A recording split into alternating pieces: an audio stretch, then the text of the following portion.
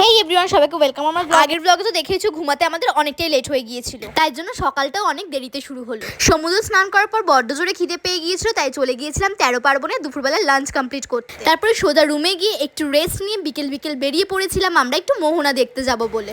আমি প্রেফার করব তোমরা বিকেলবেলা মোহনাতে না গিয়ে সকালবেলা মোহনাটায় যেতে পারো, তাহলে ওখানে অনেক ধরনের তোমরা মাছ দেখতে পারো। তোমরা চাইলে ওখানে প্রি ওয়েডিংও শুট করতে পারো। একদম শান্ত ছিল বিচ। আমরা ওখানে কিছুক্ষণ সময় কাটিয়ে তারপরে চলে এলাম স্বর্গদ্বার। এখানে এসে আর এক কাণ্ড, শুভমদার ইচ্ছা হলো তৎক্ষণাৎ উঠের পিঠে উঠে ফটো তুলতে। আর আমরা তো সবাই ভেবেছিলাম শুভমদা হয়তো আগেও উঠের পিঠে উঠেছে, কিন্তু এটা যে ফার্স্ট টাইম সেটা আমরা জানতাম না। যখন শুভমদার ফটো তোলা কমপ্লিট হয়ে গেল, তারপর যখন নামবে তখন সে আর নামতে পারছে না। ওটা দেখে তো আমরা রীতিমতন ভয় পেয়ে গিয়েছিলাম। তারপরে কোনো মতে এখানে দাঁড়িয়ে থেকে অনেকক্ষণ সমুদ্র আরতি দেখে আমরা বেরিয়ে পড়লাম আমাদের গন্তব্যস্থলে যাওয়ার জন্য। আর আমাদের গন্তব্যস্থলটা ছিল মুন্না ভাই মাটন পয়েন্ট।